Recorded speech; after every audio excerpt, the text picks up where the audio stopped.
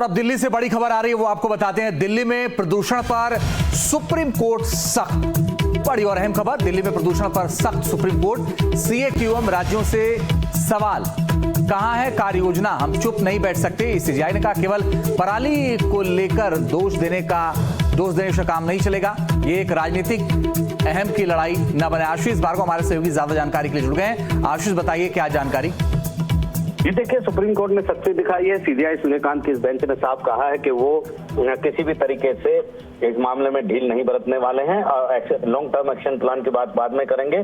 Short term action plan की बात उन्होंने पहले की है और पूछा है सीएक्यूएम और राज्यों से कि उनका प्लान कहाँ है और वो एक हफ्ते के अंदर यहाँ पर बताएं कि किस तरीके से सीएक्यूएम ने पूरे इंतजाम किए हैं जिससे जो दिल्ली एनसीआर में जो प्रदूषण है उस पर रोक लग सके। उन्होंने कहा है कि किसी भी तरीके से हम हाथ पे हाथ धर कर नहीं बैठ सकते, हम इतिहास नहीं दोहराना चाहते, जरूरत पड़े तो हफ्ते में 2 दिन भी सुनवाई करेंगे।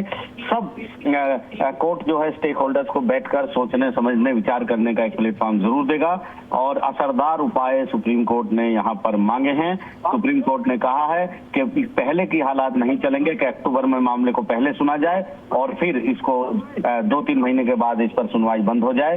यहाँ पर सुप्रीम कोर्ट में जस्टिस सूर्यकांत ने साफ कर दिया है कि पराली सिर्फ एक कारण है जी। दिल्ली का जो प्रदूषण है वो कई सोर्स है। उन्होंने ये भी कहा कि कोविड के समय देखा गया कि लोग नीला आसमान देख रहे थे, तारे देख रहे थे, तो वो समय क्यों नहीं आ सकता है।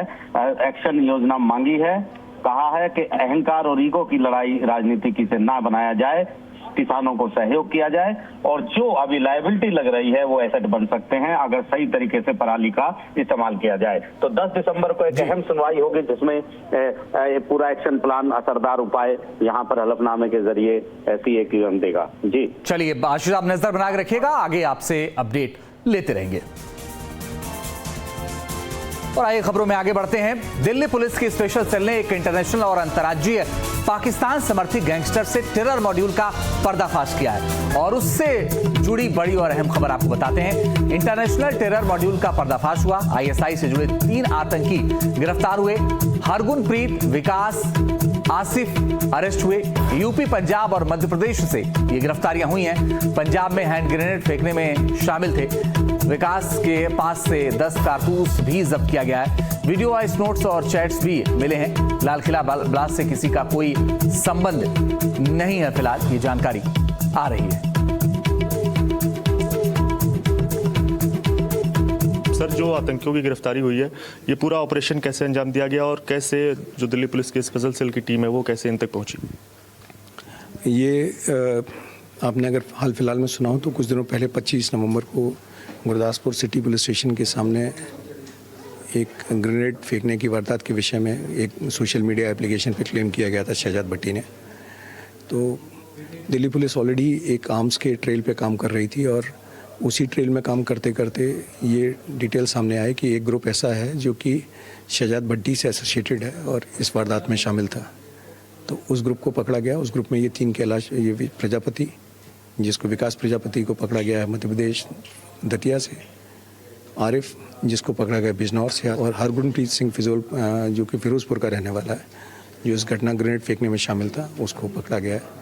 ये तीनों शहजाद भट्टी से डायरेक्टली टच में थे। शहजाद भट्टी ने इन्हें सोशल मीडिया ऐप्स के थ्रू रिक्रूट किया था, 1-2 को डायरेक्टली अपने किसी एसोसिएट के थ्रू रिक्रूट किया था और इनको वेपन, ये ग्रेनेड प्रोवाइड कराना, लॉजिस्टिक्स प्रोवाइड कराना, ये सारा का सारा काम शहजाद भट्टी का था। तो इनको अरेस्ट करके एक तो पोटेंशियल जो और भी पॉसिबल वारदातें हो सकती थी उनको प्रीएम्प्ट किया गया है और साथ ही इसके जो और नोट्स हैं उनको आइडेंटिफाई किया गया है।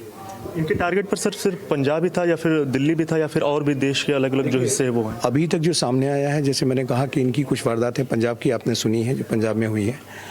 पीछे कुछ दिनों पहले आपने सुना होगा कि सिरसा हरियाणा में भी एक जगह ग्रेनेड फेंकने की कोशिश की थी जिसमें लड़के पकड़े गए थे, वो भी मॉड्यूल इसी का था। तो नेचुरली ये अपना दायरा फैला रहा था कि इससे पहले ये और फैला पाता। ये एक पुलिस की कार्रवाई है जिससे शायद इसकी घटना, इसके आने टारगेट्स को विराम मिलेगा। शहजाद भट्टी से लोग तीनों डायरेक्ट बात करते थे और कैसे बात इनकी होती थी, क्या इस बारे में जानकारी? ये शहजाद भट्टी से डायरेक्टली गाइड हो रहे थे। शहजाद भट्टी और उसके एसोसिएट्स इनको गाइड कर रहे थे, डायरेक्ट टच में थे सोशल मीडिया ऐप्स के थ्रू। कुछ ऐप्स के सर नाम भी वो इन्वेस्टिगेशन का विषय है। दिल्ली ब्लास्ट से सर इन तीनों आतंकियों का कोई कनेक्शन या फिर दिल्ली ब्लास्ट से कोई कनेक्शन नहीं इनका। Divyankar Tiwari, NDTV India, Delhi.